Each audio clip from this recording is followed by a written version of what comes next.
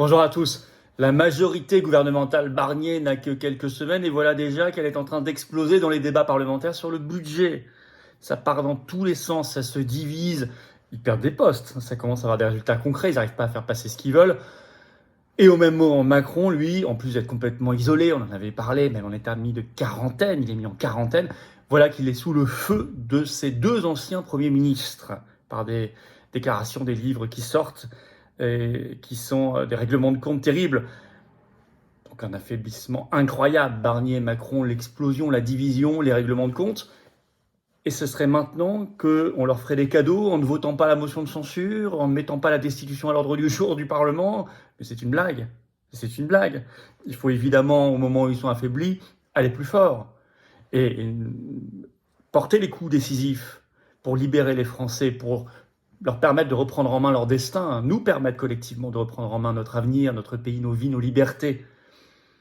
Alors c'est ce qu'on propose aux Patriotes. Vous allez voir, je vais vous donner beaucoup d'informations très concrètes, très récentes dans cette vidéo. On se mobilise ce samedi 26 octobre, venez pour la manif nationale justement contre notre mise sous tutelle, contre cette montagne de taxes, y compris sur les chats et les chiens, d'austérité, de folie, parce qu'on est mis sous tutelle. On dira Frexit, on dira motion de censure, on dira destitution. Rendez-vous Paris, 14h, place de la Bourse. Alors peut-être qu'il y aura 2-3 gouttes de pluie, on en est habitué, vous me direz cette année, vous prenez un parapluie ou un chapeau ou un kawaii ou ce que vous voulez, un imperméable, mais c'est pas ça qui arrêtera les résistants. Venez très nombreux, faites venir, ça va être un très grand moment. Ce samedi 26 octobre, rendez-vous Paris, 14h, place de la Bourse, manif nationale, défilé, on bougera. Il y aura de belles personnalités, très grandes personnalités qui viendront prendre la parole par ailleurs. On parlera aussi d'ailleurs de la crise agricole, la révolte paysanne qui repart. La veille, vendredi 25 octobre, 19h, on est en direct sur cette chaîne. Soyez là, sans tabou, sans langue de bois, toutes vos questions que je vais découvrir, toute l'actualité, l'actualité française, à 8 jours de la présidentielle américaine, de ce qui se passe à l'OMS. Enfin, on a beaucoup de choses à se dire. Soyez là pour ce grand direct, évidemment. Et puis Colombey et deux églises, je vous rappelle, samedi 9 novembre à Colombey, hommage au général de Gaulle. Il y a le lien d'inscription obligatoire maintenant sous la vidéo en description. Je vous attends, patriotes. Voilà. Si vous êtes déterminés à venir vous battre, vous aussi, alors il faut venir maintenant. Remettez pas à la semaine prochaine, au mois prochain, à demain. Venez maintenant, l'oligarchie remet jamais elle à demain ses mauvais coups. Vous pouvez adhérer ou faire un don au mouvement. Il sera défiscalisé de vos impôts aux 2/3 et vous aidez une cause et vous participez à une cause de libération nationale dans le plus grand mouvement souverainiste et de résistance de France. Je crois que c'est beau. J'ai besoin de vous, je vous le dis clairement. On a tous besoin les uns des autres. Ensemble, on peut tellement, seul, on peut rien.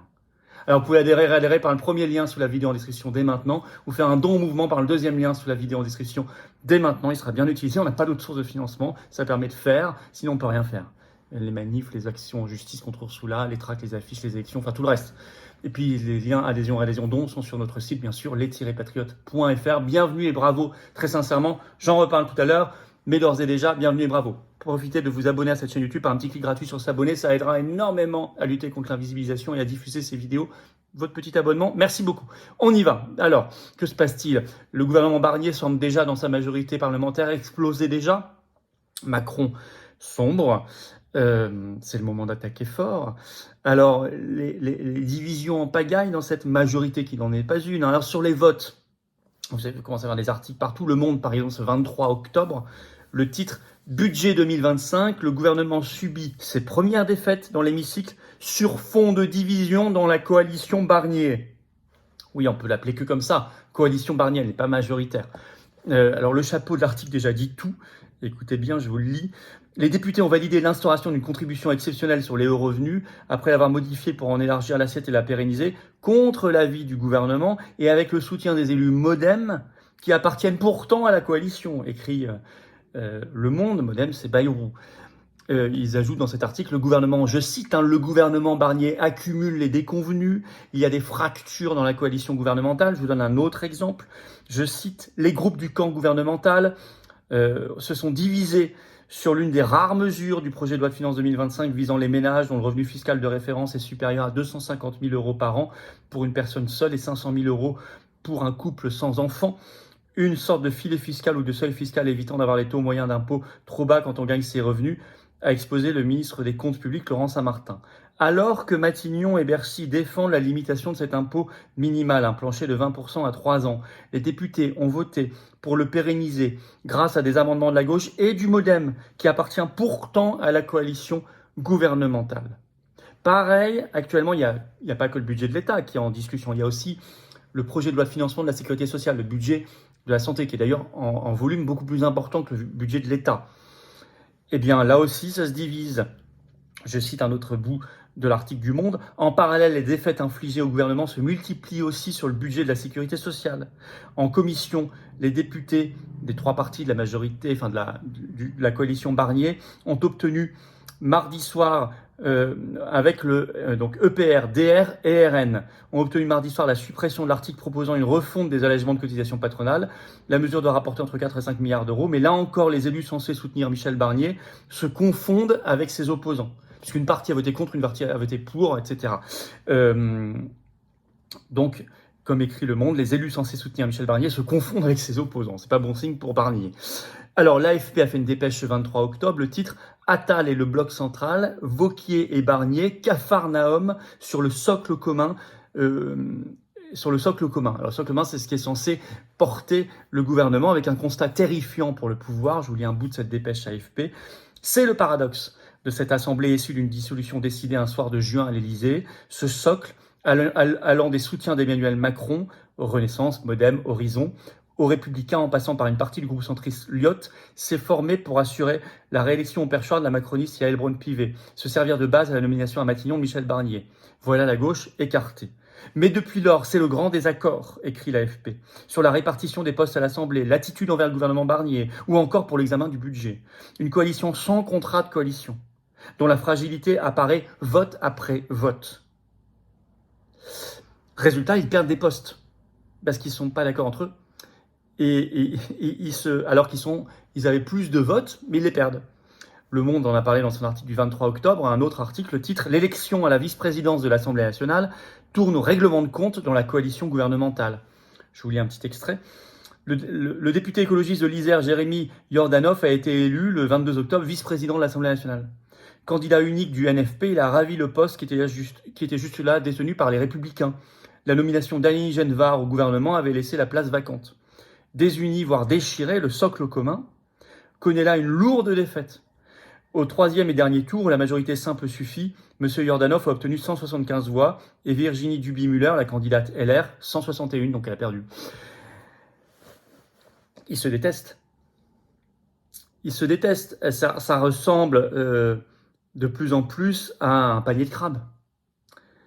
Vous avez par exemple un député LR de la Manche, Philippe Gosselin, qui s'est emporté, je cite, avec des alliés comme ça, on n'a pas besoin d'ennemis, dit-il. La fin de l'article du Monde, d'ailleurs, laisse songeur, je vais vous la lire, elle est rapide.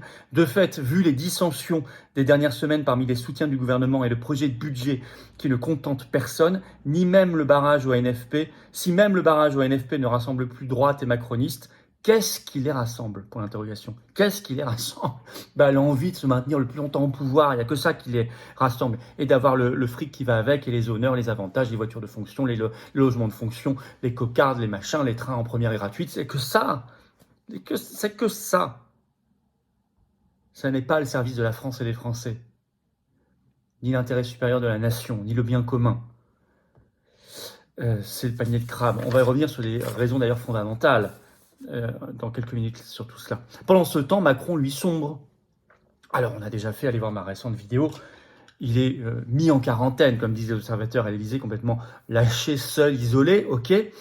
En plus, il a été humilié plusieurs fois diplomatiquement parce qu'il se soumet aussi, parce qu'il est faible. Mais en plus, là, ça y est, poum. Des deux côtés, ces deux anciens premiers ministres, Elisabeth Borne et Gabriel Attal, l'attaquent. Règlent leur compte. Alors, Elisabeth Borne, article de France Info ce 23 octobre, je cite, règle ses comptes dans son livre 20 mois à Matignon. C'est un livre qui sort ce 23 octobre chez Flammarion. Elle était effectivement 20 mois Premier ministre entre mai 2022 et janvier 2024. Et elle dit, par exemple, elle écrit par exemple dans ce livre, je n'aurai pas une once de légitimation, ça le reproche à Macron, et elle ajoute, et ça, elle lance une piste sur un sujet qu'on a traité récemment en vidéo, écoutez bien, je ne m'explique pas le dérapage des dépenses publiques ces derniers mois. 3 petits points. Allusion évidemment aux 100 milliards, aux fameux 100 milliards qui ont disparu. Allez voir ma vidéo là-dessus si vous ne l'avez pas vue, mais là c'est assez fin et subtil de sa part. Il y a beaucoup d'attaques d'ailleurs. Elle est assez peu frontale dans ce livre, d'après les bonnes pages et les résumés que j'en ai lus. Je ne compte pas l'acheter, je vous rassure. Mais apparemment, elle n'attaque pas totalement frontalement, parfois oui, mais c'est toujours des petites choses subtiles qui sont comme des graines. Voilà. Par ailleurs, Attal s'attaque aussi à Macron. Vous avez un article du Figaro le 22 octobre, le titre « Entre Emmanuel Macron et Gabriel Attal, les secrets d'une guerre larvée ». Alors je vous lis un petit extrait de cet article du Figaro. Un grand effacement de l'héritage macroniste. Si les boules puantes volent en escadrille, c'est parce qu'une certaine fièvre anti-Attal règne dans les cercles élyséens. Et la perspective de voir le trentenaire s'emparer du parti Renaissance début décembre, là, donne des boutons à nombre de macronistes historiques ulcérés de voir l'élève autant s'émanciper du maître. Lors du bureau exécutif long étendu au siège de la formation le 10 octobre, le premier d'entre eux, l'ex-président de l'Assemblée Richard Ferrand, s'est indigné d'un grand effacement de l'héritage d'Emmanuel Macron après qu'une tribune de soutien à Gabriel Attal n'avait même pas mentionné le chef de l'État. Macron effacé et son héritage aussi. Bah dites-moi, ce serait le moment de les épargner alors? Vous avez vu dans quel état ils sont? Au bout de là, on parle au bout de 3 semaines. Hein. Ce serait le moment de faire la fine bouche par rapport au vote d'une motion de censure? Ce serait le moment de ne pas mettre la destitution qui pourtant est en motion parlementaire pour la première fois à l'ordre du jour du Parlement? Bah ça, à cause du vote du RN, ça n'a pas été le cas. Mais c'est pas possible. Vous avez un premier vote sur le budget. Et ces motions de censure qui vont arriver juste après, mardi 29 octobre. C'est pour ça qu'on se mobilise samedi 26 octobre à Paris, rendez-vous 14h, place de la Bourse, manif nationale avec des intervenants de très grande qualité, dont Pierre-Yves Rougeron par exemple. Et ce serait le moment, Aldostérone, Myriam Palomba, Anne-Marie Couche-Tous sur l'agriculture, la révolte paysanne, elle va nous en parler, et tant d'autres, ce serait le moment de ne pas se mobiliser, mais c'est le moment de tout casser, au sens figuré du terme, de casser ce système, de tout mettre à terre et de reconstruire un avenir, une espérance. Mais venez très très nombreux et faites venir. C'est parfaitement sécurisé avec des drapeaux français si vous le pouvez. C'est un moment de combativité, d'humanité, de résistance et en même temps sympathique. Nous sommes dans un panier de crabes dans ce système. C'est la République bananière, c'est le Macronistan, c'est un pays colonie, c'est un protectorat. Quand vous n'avez plus la souveraineté, il ne reste plus que les guerres de cour, les guerres de bac à sable. C'est ça qu'on voit, donc dehors tous là. Et reprendre notre souveraineté en main. Sortir de toutes les instances supranationales, on le dira haut et fort aussi samedi dans la rue, et reconstruire quelque chose de digne qui serve les Français et la France. La liberté, la paix, la prospérité, la sécurité, l'avenir pour nos enfants et nos petits-enfants. C'est ça qu'on vous propose. Merci de partager cette vidéo. Pour ça, vous abonner à cette chaîne YouTube par un petit clic gratuit sur s'abonner ou réabonner si YouTube vous a désabonné. À vous de vérifier, il y en a beaucoup en ce moment. En tout cas, ça aide énormément l'abonnement à la chaîne. Je vous en remercie. On est en direct ce vendredi 25 octobre à 19h sur cette chaîne. Gros direct. Gros direct. Et sans tabou, sans interdit, sans langue de bois. Et je prendrai toutes vos questions en direct sur tous les sujets explosifs de l'actualité française et mondiale. Je vous attends, patriotes. Je vous ai parlé de la manif du 26. Colombey le 9 novembre, hommage au général. Le lien obligatoire d'inscription est sous la vidéo en description, vous le savez. Mais je vous attends, patriotes. Voilà. Cette carte orange qui sera la vôtre si vous êtes adhérent ou réadhérent, elle vous attend. Le combat vous attend. Elle vient à vous parce que vous avez envie, vous, de venir à l'espérance, à la résistance et à l'avenir de la France et de l'humanité pour les futures générations. Vous soyez en métropole, outre-mer, à l'étranger, on est présent et organisé partout. On est largement le plus grand mouvement souverainiste de France. Premier mouvement de résistance de France. J'ai besoin de vous.